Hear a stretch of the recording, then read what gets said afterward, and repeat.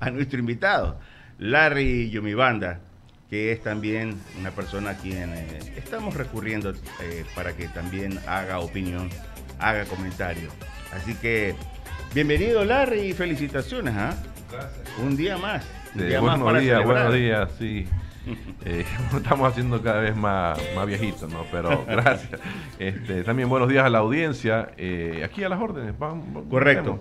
Larry Yumibanda, economista de profesión, en algún momento presidió el Colegio de Economistas del Guayas, ahora está al frente de un grupo, el Círculo De Economía de Guayaquil. de Guayaquil. Bueno, el tema obviamente cae por su peso. Estamos a puertas de la elección de un nuevo mandatario, la situación del país no es nada buena en todo sentido, en el tema seguridad, en el tema energía y mucho más en el tema económico. Así que por ahí alguien señalaba que, caramba, Daniel Noboa si hubiera sabido esto, o tal vez otros también que estaban aspirando a ser presidentes del Ecuador, seguramente en el camino se hubieran bajado del caballo, pero hay que continuar, ¿no? Hablábamos extra micrófonos, la vida sigue. No voy a utilizar ese término al mal tiempo, buena cara, porque ni siquiera creo que una buena cara nos ayuda.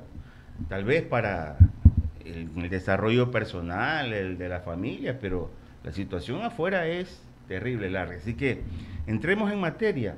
El presidente de la República inicia un periplo por Francia, Italia, España. Hace poco estuvo en Washington tocando puertas para préstamos a través de los multilaterales. ¿Cuál es tu análisis de esto previamente, Larry? La cuestión es que no salimos de este proceso de trampa de los países de ingresos medios. Para que la ciudadanía me conozca, es un escenario de bajo crecimiento que viene desde el año 2015. Entonces no es de ahora, viene arrastrándose desde que se nos cae el precio del petróleo en el último trimestre del 2014, la economía se desploma y no se ha podido levantar. Entonces apenas tuvimos una especie de rebote económico en el 2021 porque tuvimos una caída muy fuerte por el asunto de la pandemia y de ahí en adelante la economía está en una franca desaceleración. Y nosotros siempre hemos dicho, justamente desde el año 2022 más o menos, de que la economía iba a tener este tipo de comportamiento. Porque también el gobierno en ese sentido muy poco ha hecho con el asunto de la inversión pública, más bien la ha reducido. Y también porque en vez de dejar que la economía se desarrolle, viene un paquete tributario letal para finales del 2021 que hace que frenen las inversiones y que lastimosamente nos lleva al escenario actual de un crecimiento que podría estar en el 1%, hay que ver cómo evalúa el Banco Central con este asunto de los apagones, y para el próximo año tiende a la baja de 0.8%, proyecciones mismo del Banco Central. Entonces, prácticamente la economía seguirá estancada hacia la baja y ahí sí nos preocupa muchísimo porque ya serían 10 años. 2015 hasta el 2024, el cual nosotros hemos nominado este fenómeno como un decenio perdido. Entonces, eso es lo que preocupa porque estamos ya en un proceso de dolarización que de continuar así, yo avisoro que esperemos que el nuevo presidente realmente establezca las políticas adecuadas porque esto puede continuar por 10 años más. Y eso es lo que realmente preocupa en la cuestión de la situación económica del Ecuador. Me saltan dos preguntas, Larry. La primera, hablaste del 2021, efectivamente. O sea, porque hay quienes señalan que post pandemia el país se estaba recuperando acá. Tú hablas del 2021, o sea, antes de la pandemia ya estamos O sea, golpeados. antes de la pandemia, 2015, 2016, 2017, 2018, 2019, la economía tenía bajo crecimiento. Okay. Entonces vino la pandemia, nos tiró abajo, más de lo que ya estábamos. Entonces de ahí recién algo se ha recuperado, ni siquiera los empleos se ha logrado recuperar con respecto al 2019, que fue antes de la pandemia. Pero en la dinámica en sí, y eso se puede ver en diferentes informes con respecto al tema empresarial, con respecto al tema de los propios consumidores, lastimosamente dicen, especialmente los consumidores, que la situación no ha cambiado, No. sigue siendo igual. Entonces eso lleva a otro problema. ¿Cuál es el otro problema? El deterioro de los indicadores sociales. Ya hay un proceso de migración en marcha y más o menos estamos hablando de más de 200.000 ecuatorianos que están saliendo. ¿Y eso es producto de qué? Del estancamiento económico. Porque dice, bueno, yo me sigo quedando, creo, en el país, pero ya esto ya viene desde hace unos añitos atrás. Pues. Esto no es del año pasado, esto viene del 2015. Entonces la gente ya no puede estar en el país con estas mismas condiciones, entonces busca migrar y buscar nuevas oportunidades. Entonces, eso es lo que realmente está pasando. Esperemos que el nuevo presidente Daniel Noboa realmente establezca las medidas adecuadas para tratar de que la economía, en vez de que crezca 0.8% para el 2024, crezca a un nivel del 2% como para empezar. Claro, y eso fue la proyección a inicios de este año, creo. Más o menos mediado de este año. Medio de este año, claro, ¿verdad? ¿Qué sucedió? El tema es que se generaron varios factores. Ya. Uno, el fenómeno del niño. El fenómeno del niño hay que esperar. Sí, hay que esperar O sea, el tema de no es el intensidad. hecho de que ya estemos viviendo el fenómeno, sino de pronto Claro, esa previsión. porque había una especie incide. de que el impacto iba a ser devastador. Así fue, claro. Hay que esperar igual. O sea, yo creo que en temas de naturaleza nadie puede predecir, no existe todavía esa cuestión de que se va a dar el fenómeno, se va a dar. Esperemos que no ocurra con la intensidad, porque eso sería inundar todo el litoral ecuatoriano. Imagínense los cultivos que se pierden, Claro que la sí. infraestructura pública que se pierde, los niños no pueden ir a la escuela, la atención hospitalaria lastimosamente van a estar cerrados los hospitales. Entonces eso implica mayor gasto público, mayor endeudamiento y los ingresos se caen, porque la actividad productiva se cae y paga menos impuestos. Entonces la situación se complica. Nosotros inicialmente habíamos vaticinado recesión para el 2024. Ya. Algo que nadie lo ha dicho. Ya. Sí, yo es la primera vez que lo escucho. Recesión, o sea, Recesión. estamos al borde 0.8 y eso con una intensidad del fenómeno del niño moderada baja. Pero si eso se agudiza, la recesión está a las puertas de la esquina. Eso por un lado, y por el otro lado, el otro escenario es el asunto de la consulta popular. Ya, Con, claro. con respecto al tema de la reducción de la producción petrolera.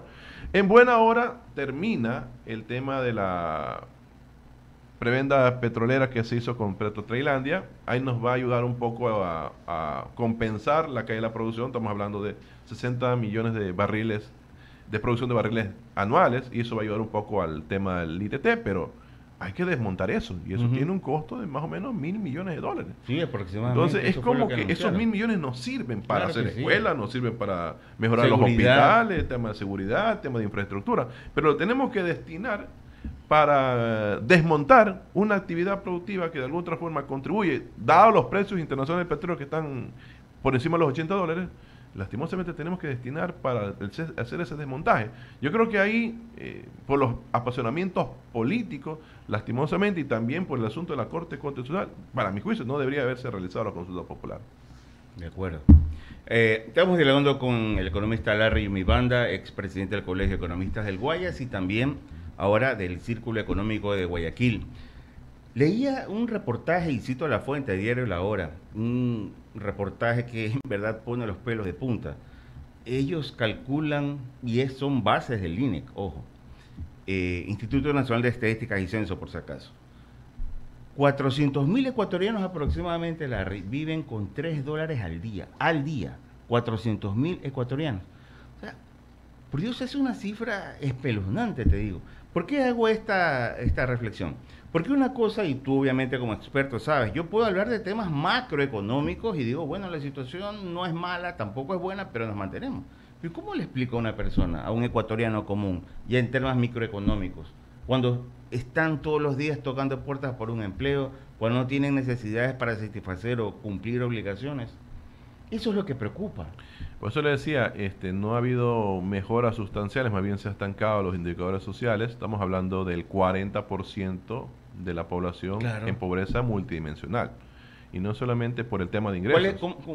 ¿Cómo interpretamos multidimensional? No solamente tiene que ver con los niveles de ingresos, Ok. sino que tiene que ver con las condiciones de vida. Ya. O sea, personas que viven en tierra, no tienen ni siquiera el piso de cemento. En vez de tener paredes, por ejemplo, con bloques de cemento, Tienen viven caña. No tienen acceso a agua potable, Ujú. no tienen acceso a electricidad formal.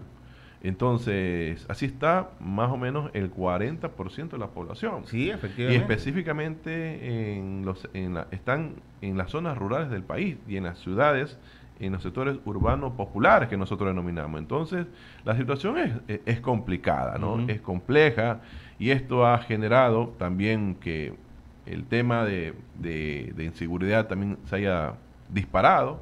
Ujú. Entonces yo creo que el próximo presidente tiene un gran desafío, no solamente en asuntos de seguridad ciudadana, que es la mayor demanda de los ecuatorianos, sino el tema económico, el asunto de la reactivación. Por supuesto. Entonces, tiene que dar pasos sumamente rápidos y uno de los pasos yo creo que está en esa línea correcta, de conseguir financiamiento. Ujú.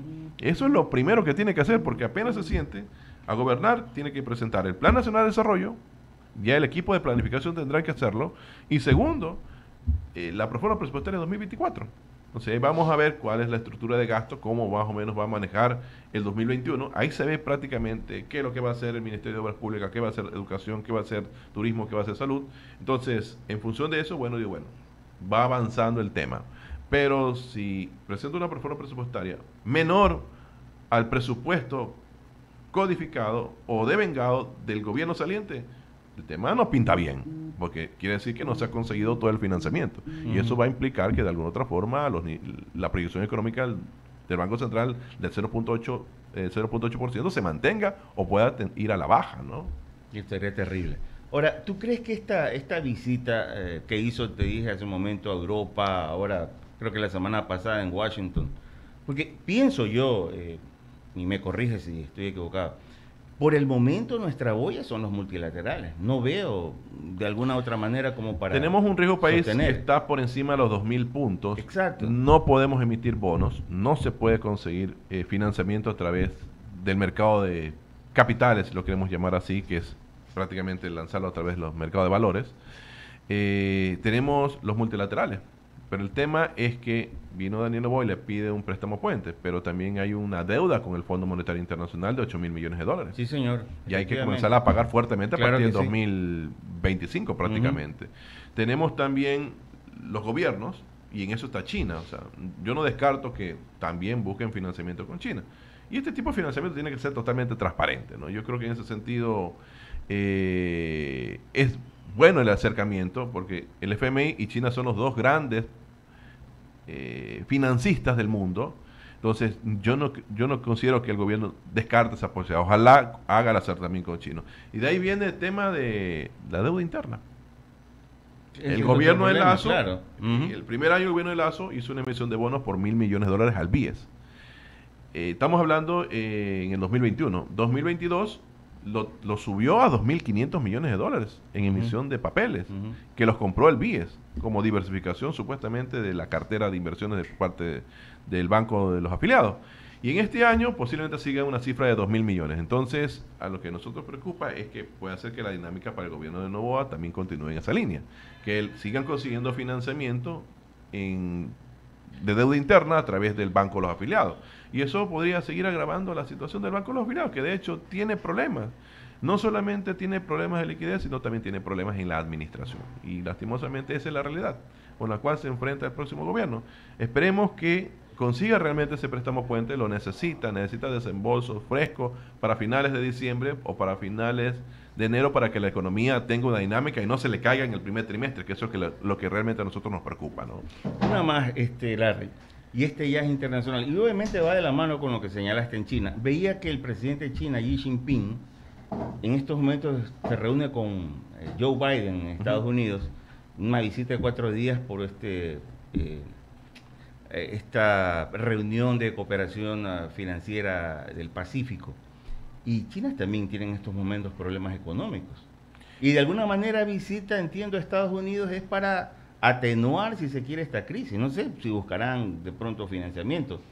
Ellos tienen un problema que es de carácter estructural, producto de su crecimiento de casi 40 años, de un nivel de crecimiento promedio del 7%. Entonces llega un momento determinado que el incremento de producción lleva a que la gente comience a endeudarse y comience a comprar casas y tiene un problema inmobiliario. Exacto, un problema inmobiliario. Pero China tiene muchas reservas internacionales en dólares. Yo creo que lo va a sortear sin ningún problema. Me imagino que el acercamiento con Biden, aparte de los asuntos de cooperación, es para tratar de que las inversiones estadounidenses se mantengan en un escenario claro, de que Donald Trump llegue a la presidencia y corte las relaciones con China. Entonces quiere afianzar y quiere dejar eso en el largo plazo, porque uno de los mayores inversionistas que tiene China son capitales norteamericanos. Entonces, por ahí va el tema. más allá del asunto de la cooperación, de los lazos de intercambio comercial, es el asunto de asegurar las inversiones de cara a los próximos años, porque China está en un plan no solamente de continuar con la ruta de la seda, sino que internamente avanzar en mejorar las condiciones sociales de su población. ¿Te genera, volviendo ya al plano nacional, te genera expectativa cómo el próximo presidente, obviamente no tomar en consideración la proforma que les puede estar dejando este gobierno saliente, sino el próximo, cómo lo vaya a constituir? ¿Te genera expectativa eso? Nosotros más o menos sabemos por dónde va el asunto, porque ya lo hemos monitoreado varios años. Entonces, el espacio fiscal no existe. O sea, ya se sabe una previsión de recaudación tributaria que podría estar oscilando en los mismos 18 mil millones de dólares o un poquito más, 300, 400 millones más. Los ingresos petroleros, y eso siendo optimistas con más o menos un promedio como lo fijó en la proforma 2023, que más o menos fue $60 barril. Entonces, más o menos se tiene unos ingresos petroleros. No creo que exista monetización de activos, no se pudo hacer eso hay que quitar 1.000 millones. Entonces, ahí hay un problema de flujo por parte de ingresos. En el tema de los gastos, lo más optimista es que se mantengan los gastos del 2023. Pero si viene el fenómeno del Niño, los gastos se incrementan. Entonces, nosotros hemos dicho, bueno, el financiamiento que el gobierno necesita para el 2024 es 8.000 millones. Pero si se aumenta el gasto producto del fenómeno del Niño, llegará a 10.000. Entonces, apenas creo que de la gestión y de lo que más o menos tengo conocimiento, han conseguido 2.000. Falta todavía conseguir 6.000 como mínimo. Y eso es lo que lo tiene al Frente Económico trabajando permanentemente, porque de eso depende también la gestión del gobierno, y de eso también depende el componente del crecimiento que tiene que ver con lo que hace el gobierno para el país. Definitivamente. Larry, muchas gracias. Gracias. Muy claro, gracias, preciso en los puntos, y lo que no te falla a ti es la suma de años en tu cumpleaños. Sí, gracias, Enrique. Gracias. Larry Yumibanda, expresidente del Colegio de Economistas del Guayas, y ahora también dirige el Círculo de Economía de Guayaquil. Gracias, Larry, nuevamente. Gracias a ustedes. Buenos días a la audiencia también, ¿no? Nosotros vamos a una pausa. Volvemos.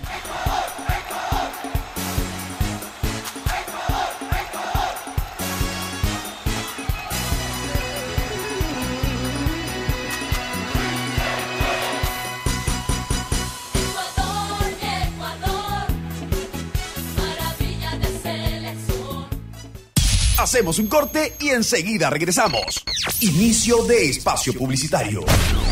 Imagina despertar cada mañana con la mejor vista panorámica de la ciudad y del río Guayas. En You Guayaquil, el diseño y la comodidad se combinan para ofrecerte una experiencia de vida única. Espectaculares áreas comunales diseñadas por el renombrado diseñador Philip Stark, todas pensadas para el relax y la diversión dentro de la seguridad de tu hogar. Visita hoy nuestro departamento modelo y sumérgete en el lifestyle You Guayaquil.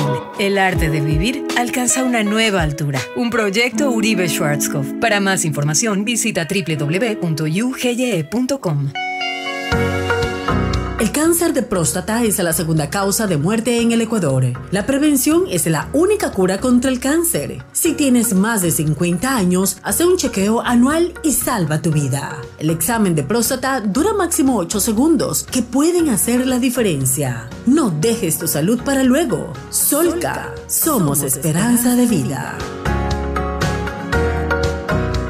Si la placa de tu vehículo termina en 0, realiza la revisión técnica vehicular durante todo el mes de noviembre. Paga la matrícula y separa un turno desde las 7 de la mañana para el Centro de Matriculación Norte, el de la Vía Adaule o en el sur. Los sábados se atiende de 7 a 13 horas. Recuerda, realiza la revisión técnica vehicular. Hazlo con tiempo y cumple. La ATM trabaja por tu movilidad. Les preguntamos a las personas qué consejo darían si tuvieran 100 años. Y esto nos dijeron.